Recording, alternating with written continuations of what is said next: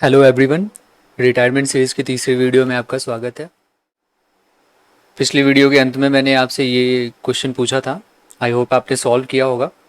Date of birth दिया था, VRS दिया था, बेसिक पे दिया था। आपको लमसम पता करना था 30% अगर कम्यूट किया जाए या 40% कम्यूट किया जाए, दोनों पे। तो देखिए पेंशन बनता है इसका 46,700 रुपये। 93,400 का आधा हो जाएगा सीधे। और यहाँ से आपको पता चल रहा है कि जब उसने वीआरएस लिया तब उसका एज कितना था। तो ये पता चल रहा है 48 ईयर्स 10 मंथ। तो 48 ईयर्स वाले में मैंने बताया था 49 से मल्टीप्लाई करेंगे। तो देखिए 49 का फैक्टर क्या आ रहा है, 8.881 ये फैक्टर आ रहा है। इसको फॉर्मूला में पुट करिएगा। तो यहाँ मैंने सॉल्व कर रखा है। 30% कॉम्यूटेशन पे 14,93,073 रुपये। लेकिन ये 72 पैसे हैं, इसके लिए 1 रुपये और मिल जाएंगे तो 74 हो जाएगा। ठीक है, ये ध्यान रखना है आपको। फिर 40% कम्यूटेशन पे सीवी फैक्टर तो सेम ही रहेगा, पर ज़्यादा पैसा कम्यूट कर रहा है इसलिए ज़्यादा पैसा मिलेगा, लमसम भी ज़्यादा मिलेगा। इस बार कितना मिल रहा है, 19,90,764 रुपये। लेकिन ये 65 समझ लीजिए क्योंकि 0.96 है, ये 1 रुपये का बेनिफिट मिल जाएगा। ठीक है, ठीक है, आगे बढ़ते हैं आज के टॉपिक पे। तो देखिए आज सबसे पहले देखते हैं फैमिली पेंशन क्या होता है। अभी तक हमने कॉम्यूटेशन समझ लिया, कॉम्यूटेशन का कॉन्सेप्ट समझ लिया, कॉम्यूटेशन के बाद पेंशन कितना मिलने लगता है ये समझ लिया। अगर किसी का बेसिक है 60,000 तो उसका पेंशन कितना बनेगा, 30,000। फिर उसने कॉम्यूट कर दिया 40%, तो कॉम्यूट कर दिया उसने 12,000। तो पेंशन आफ्टर कॉम्यूटेशन कितना हो गया उसका, 18,000। इतना अमाउंट उसको हर मंथ मिलेगा till the completion of 15 year. पर इसमें एक चीज और है कि अगर उसका डेथ 67 ईयर ओल्ड होने से पहले हो जाता है, यानी कि अगर उसका डेट ऑफ बर्थ 6 जून 1961 का है, वो 67 ईयर्स का कब होगा, 6/6/2028 को वो 67 ईयर्स का होगा। अगर इस पीरियड से पहले उसका डेथ हो जाता है तो उसकी फैमिली को पेंशन कितना मिलेगा, 50% ऑफ लास्ट पे प्लस डियरनेस अलाउंस। यानी कि अगर इस व्यक्ति का डेथ 6/6/2028 के पहले होता है तो इसकी फैमिली को कितना पेंशन मिल लगेगा, इसके लास्ट पे का 50%। लास्ट पे कितना था, 60,000, तो इसको कितना मिलेगा, 30,000 प्लस डीए। ये 30,000 कब तक मिलेगा, 6/6/2028 तक मिलेगा। उसके बाद से कितना मिलेगा, 30% ऑफ लास्ट पे, मतलब 60,000 मिल रहा था, उसका 30%। ये कब तक चलेगा, 15 साल तक। उसके बाद तो उसके कम्यूटेशन का टाइम खत्म ना, तो कम्यूटेशन तो वापस से रीस्टोर हो जाएगा ना, तो 15 साल के बाद फुल पेंशन मिलने लगेगा। तो क्लियर है, एक बार रिवीजन कर लेते हैं। जितना बेसिक होता है पेंशन उसका आधा हो जाता है। अगर आपने कुछ पैसे कम्यूट कर दिए तो पेंशन आफ्टर कम्यूटेशन आपको क्या मिलेगा, उतना घटा के मिलेगा। कब तक मिलेगा, 15 साल तक मिलेगा। अगर बीच में मतलब 67 ईयर्स ओल्ड होने से पहले आपका डेथ हो जाता है तो आपकी फैमिली को कितना मिलता है, 50% ऑफ द लास्ट पे प्लस डीए। लास्ट पे क्या था आपका, बेसिक पे 60,000, तो उसका 50% मतलब 30, ठीक है, प्लस डीए।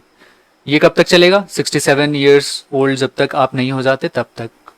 67 के बाद क्या मिलता है, 30%, 30% ऑफ लास्ट पे ड्रॉन। ठीक है, लास्ट पे ड्रॉन आपका फिर वही 60,000 था, तो 30% कितना हो जाएगा, 18,000।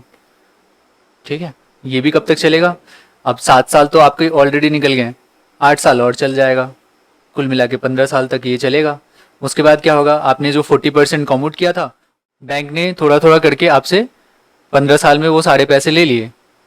अब आपका पेंशन कितना हो जाएगा, वापस से 30,000। ठीक है, ठीक है, तो फैमिली पेंशन समझ लिया हमने। अब समझते हैं earn leave encashment on retirement. ठीक है, देखिए अर्न लीव का इन्वेस्टमेंट तो आप एलटीसी लेते समय भी कर सकते हैं। मैक्सिमम 6 स्पेल होता है और मैक्सिमम 10 ईएल ले सकते हैं एवरी स्पेल में, ठीक है। इससे कम भी ले सकते हैं, पर हमें देखना है मेनली रिटायरमेंट के टाइम का, ठीक है। फॉर्मूला सेम ही होता है, बस एक चीज ध्यान रखना होता है कि 300 दिन का बेनिफिट मिलता है मैक्सिमम, ठीक है। अब ये 300 दिन में ईएल प्लस एचपीएल दोनों ही आ जाते हैं, ठीक है। इन दोनों को मिला के 300 दिन होना चाहिए, इससे ज्यादा नहीं होना चाहिए, ठीक है। तो देखिए एक कॉमन मिस्टेक होता है, ये क्या करते हैं ईएल प्लस एचपीएल गलती से 300 दिन से ज्यादा काउंट कर लेते हैं। वो कैसे होता है, देखिए जैसे 260 दिन का ईएल है किसी के पास और 30 दिन का एचपीएल है, तो ये कितने दिन का बेनिफिट इसको मिल रहा है, 260 प्लस 30 290 दिन का, ठीक है।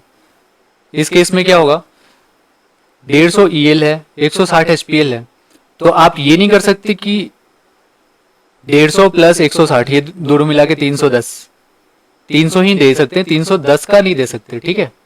ये नहीं कर सकते। मतलब क्या लेंगे आप, 150 ईएल लेंगे और 150 ही एचपीएल लेंगे, ठीक है। वैसे ही यहाँ देख लीजिए जैसे 294 दिन का ईएल है किसी के पास और 430 दिन का एचपीएल है, तो ये नहीं कर सकते कि यहाँ से 12 एचपीएल दे दें, 12 नहीं देंगे, ठीक है। यहाँ से 6 ही देंगे क्योंकि 6 की रिक्वायरमेंट है, 300 दिन बन जाएंगे।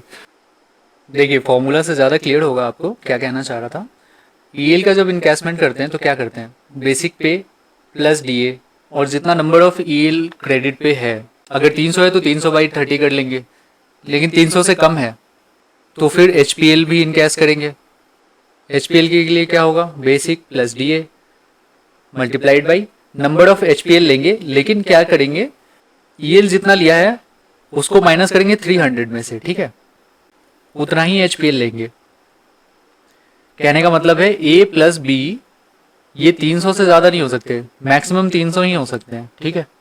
अगर यहाँ पे आपने 294 लिया है तो यहाँ पे आप 12 एचपीएल नहीं ले सकते, आपको 6 ही लेना पड़ेगा। तो फिर एग्जाम्पल से समझ लेते हैं। जैसे मान लीजिए किसी के पास 200 ईएल है और 180 एचपीएल है, तो उसका इनकेसमेंट कैसे करेंगे। तो फॉर्मूला आपको बता रखा है, बेसिक पे प्लस डीए और 200 ईएल है इसलिए 200 डिवाइडेड बाई 30 और एचपीएल उसके पास 180 है, तो पूरा पूरा नहीं लेंगे, 200 के बाद कितना बचता है 300 में, तो 100 बचता है, तो 100 ही लेंगे इसमें। अगर 100 से ये कम होता ना, 180 की जगह सिर्फ 80 होता तो सिर्फ 80 ही ले लेते, ठीक है। ये फॉर्मूला में डालेंगे, कैलकुलेट करेंगे, आंसर आ जाएगा इनकेसमेंट का, ठीक है। एग्जाम्पल 2 देख लेते हैं। ईएल अगर किसी के पास 300 प्लस 7 दिन है, ठीक है, और एचपीएल है 483 दिन का, ठीक है, तो इनकेसमेंट कितने का होगा, बेसिक पे प्लस डीए और ये 300 प्लस 7 है तो ऑलरेडी 300 से ज़्यादा है, तो एचपीएल की तो जरूरत ही नहीं है कैलकुलेट करने का, सिंपली 300 बाई 30 करिए और कैलकुलेट कर लीजिए, ठीक है। तो हर बार की तरह जाते जाते एक क्वेश्चन आपके लिए है। बेसिक पे ऑन रिटायरमेंट कितना है 60,000, ठीक है। डीए चल रहा है 31%। लीव एट क्रेडिट कितना है, ईएल है 240, एचपीएल है 70, तो आपको कैलकुलेट करना है इनकेसमेंट कितना मिल जाएगा, ठीक है। कैलकुलेट कीजिए और कमेंट में जवाब दीजिए।